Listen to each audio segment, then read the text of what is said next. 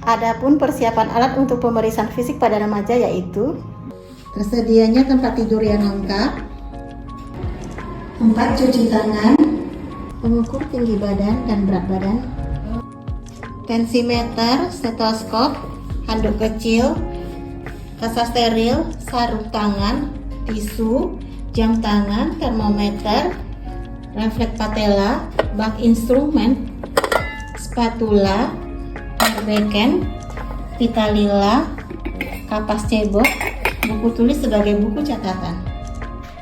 Keterampilan melakukan pemeriksaan fisik pada remaja. Sebelum melakukan tindakan, kita usahakan ruangan pemeriksaan dalam kondisi aman dan nyaman. Kemudian siapkan alat-alat dan dekatkan kepada komputer. Beritahu keluarga atau pasien apa yang akan kita lakukan. Tadi kita akan melakukan pemeriksaan fisik pada dia, karena tadi ada keluhan, jadi ibu mau lihat dulu apa aja yang masalah pada ibu yang lainnya. Oke, untuk pemeriksaan awal kita lakukan pemeriksaan dengan mengukur tinggi badan dan berat badan. Tadi silakan yuk kita ukur tinggi badannya yuk dengan silakan naik ke atas. Nah, badannya tegak lurus, pandangan ke depan. Kemudian lakukan pengukuran dengan meletakkan pengukurnya di atas kepala. Oke. Kemudian lihat hasilnya. Oke, tingginya 174, termasuk tinggi ya sayang. Oke, kita selesai. Setelah selesai melakukan pemeriksaan, jangan lupa melakukan dokumentasi dengan mencatat di buku catatan tinggi badan 174 cm. Jadi kita sekarang lakukan timbangan berat badan lagi yuk. Silakan naik ke atas timbangan.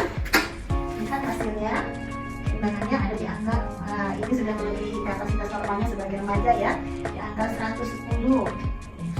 Oke, terus saya pemeriksaan ya. Ya, silakan duduk di tempat tidurnya. Jangan lupa melakukan pencatatan di buku catatan untuk sebagai dokumentasi hasil pemeriksaan berat badan 110 kg. Bisa berada di sini. Selanjutnya kita melakukan pemeriksaan lingkar lengan atas. Berat badannya sudah mulai besar ya, sekarang ke lengan atasnya. Lakukan pemeriksaan di antara tonjolan tulang bahu dan pertengahan siku. Terlebih dahulu lipat lengannya dengan 90 derajat antara tonjolan dan siku, ambil pertengahannya, ukur menggunakan kalila. Ini over ya. Nilainya melebihi 36 cm. Kemudian setelah selesai, jangan lupa melakukan pencatatan atau pendokumentasian di buku catatan. Lingkar lengan atasnya 36 cm. Nah, sekarang silakan berbalik ya, Dek. Kita pemeriksaan selanjutnya.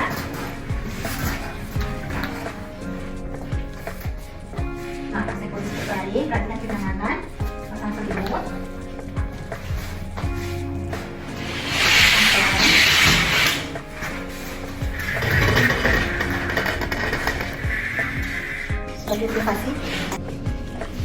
Selanjutnya kita melakukan pemeriksaan tekanan darah.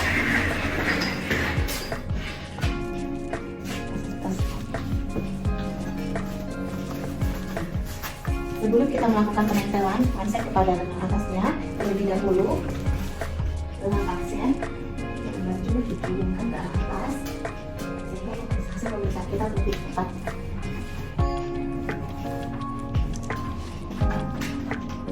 Pasang manset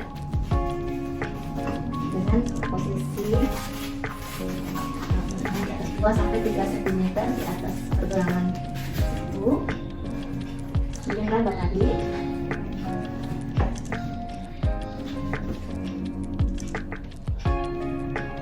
Lakukan pembukaan dengan bentuk batu.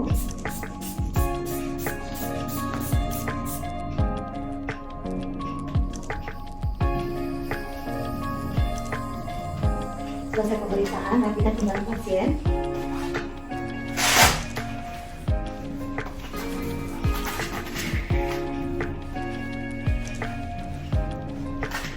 Lakukan pendokumentasian dengan pencatatan di buku catatan.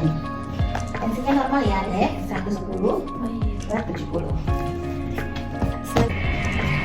Selanjutnya menghitung nadi dengan menggunakan jam tangan. Siapkan posisi pasien dengan pasien, kemudian raba, nadi di pergelangan tangan pasien, ada ginjuk dan jari manis, hitung dalam hitungan 1 menit, berapa kali nadi kita raba. Setelah selesai 1 menit, lakukan pencatatan sebagai pendokumentasi hasil pemeriksaan. Nadinya normal ya, 80 kali per menit. Jangan lupa waktu kita menghitung nadi, lihat keteraturan dari irama dan kecepatan nadi tersebut. Kemudian selanjutnya kita melakukan pemeriksaan suhu dengan pemeriksaan menggunakan termometer. Di sini kita menggunakan termometer digital. Sebelumnya saya jelaskan dulu ke pasien bagaimana cara penggunaan termometer tersebut. Oke, ini termometernya nanti diletakkan di bawah ketiaknya, ya. Di tengah-tengah saja, dimasukkannya di kempit. Kemudian nanti kita tunggu sampai dia berbunyi. Kalau sudah berbunyi baru jangan dikeluarkan hasil. Nah, sebelumnya jangan lupa ambil kasa untuk melakukan usapan pada ketiak pasien. Sehingga kalau kita pasien diusapan dulu. Yuk, ketiaknya diusapan dulu. Oke, jangan diperhatikan. Nanti kempitkan di lengannya ya. Di lengannya ya. Nah, lipat pergelangan siku ke dada pasien. Tunggu sampai termometernya berbunyi. Lalu berbunyi, cabut kembali, lakukan pasien. Lihat hasil pemeriksaan. Suhunya normal ya, 36,5. Nah, bisa selesai dan lakukan pembersihan pada bekas termometer. Kemudian melakukan perhitungan pernapasan pasien dengan melihat pola nafas di dada pasien. Hitung dalam hitungan 1 menit. Selesai. Napasannya normal ya, 20 kali per menit. Kenapa kamu jantungnya cepat-cepat? Kenapa? Biasanya kita kan normalnya 16 kali per menit. Kenapa kamu 20? Sesak ya karena tidurnya terlentang. Oke. Selanjutnya kita melakukan pemeriksaan head to toe yang dimulai dari kepala sampai ke ujung kaki. Kalau dari kepala kita lihat apakah kepalanya rambutnya bersih. Kamu dalam ini ya panas ya, kayak berkumpulan ya. Kemudian kita lihat mukanya apakah ada kelihatan dari dalam. Kemudian dari matanya kita lihat pendidikannya apakah ada nangis. Bagaimana dengan kelopak matanya juga apakah ada endem dan selebihnya apakah ada nampak ini atau tidak. Kemudian dari hidung pasien kita lihat apakah ada radang atau pembesaran daripada polipnya dan bagaimana kebersihan hidung pasien. Kemudian dari telinga, maaf ya bisa dibuka dulu sedikit. Nah, kita lihat nih kebersihan dari telinganya apakah ada radang, tidak. Kemudian dari mulutnya bisa dibuka mulutnya saya, bukan udah nyampe. Mulutnya besar-besar. Nah, kita bisa melihat dari mulutnya warna plusnya bagaimana, apakah ada kandas, intinya atau ada tonsil gitu ya, ada peradangan bakaran gigi. Sudah selesai. Kita berikan ya. Kemudian jangan lupa kita lakukan perabaan pada leher. Dilihat leher kenapa? Apakah ada pembesaran ke retinoid? Lihat apakah ada pembesaran dari vena jugularisnya. Selanjutnya kita lakukan pemeriksaan inspeksi dan palpasi. Inspeksi pertama kali yaitu pada dada dan pernapasannya dan payudaranya. Kita lihat dari pembesaran payudara pasien kiri kanan simetris atau tidak. Mohon maaf ya, tegang dulu payudaranya, semua lihat sebelah kiri kanannya normal tidak. Normal ya. Nah, kemudian kita boleh melakukan pemeriksaan areola mamenya apakah ada putih susunya atau tidak. Lihat apa papila mamenya apakah ada bentuk-bentukan. Mohon maaf ya, boleh dibuka dulu pakaian atasnya ya. Boleh lihat putih susunya ya. Oke. Kemudian palpasi payudara secara simetris arah payudara sampai ke asila. Apakah ada massa atau ada nyeri, ada pembesaran selebar mamenya. Dan kita juga bisa melakukan pemeriksaan bunyi jantungnya dengan menggunakan stetoskop.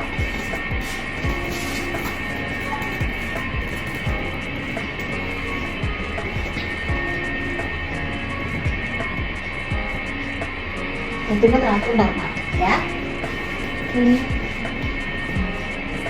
Kemudian kita bisa melakukan inspeksi terhadap perutnya, abdomennya. Bagaimana, apakah ada bekas operasi atau ada hasil tes di kelainan yang lain. Maaf saya buka lagi ya bagian bawahnya ya. Tidak ada ya, tidak ada bekas operasi. Selanjutnya juga kita bisa melihat melakukan inspeksi pada inspekulo ya.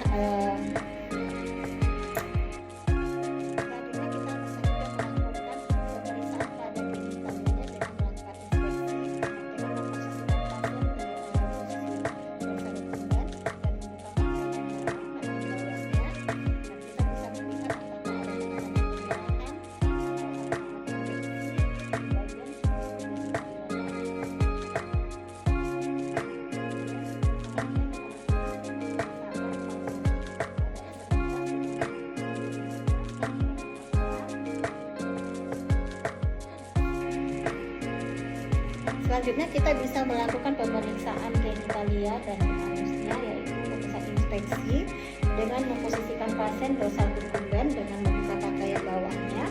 Kemudian di situ kita bisa lihat bagaimana vaginanya, apakah ada tanda-tanda kemerahan atau tanda-tanda lecet pada vaginanya, dan apakah ada pengeluaran cairan atau perdarahan yang keluar dari vagina.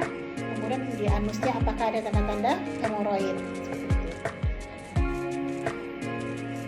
Selanjutnya kita bisa melakukan pemeriksaan pada tungkai atau ekstremitas. Terlebih dahulu kita ambilkan dulu pasien dulu. Silakan bisa. Kita melihat kameranya dari sini. Duduk dengan kaki berjumpai ke bangkai. Terus aja, berjumpai aja ya, jangan ditampakkan. Oke. Kemudian lihat apakah ada tanda udem pada kakinya, apa ada tanda varises pada betisnya, apa ada tanda kemerahan. Nah, selanjutnya kita bisa lakukan pemeriksaan refleks patella. Bisa maju dekat sedikit lagi. Nah, ini maaf ya, dinaikkan dulu satu kaki. Nah, lemaskan aja kakinya, lemaskan aja kakinya.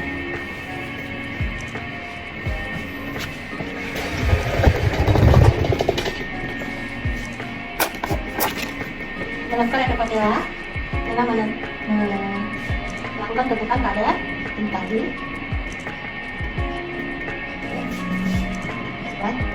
Lihat lagi.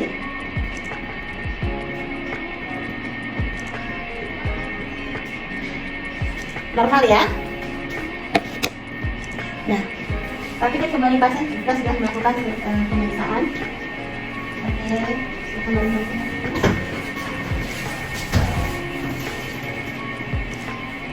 Dan jangan lupa setelah melakukan pemeriksaan seluruhnya, kita melakukan dokumentasi kepada di buku catatan untuk mencatat hasil-hasil pemeriksaan dan menegakkan diagnosa. Terima kasih untuk sesi keterampilan kali ini.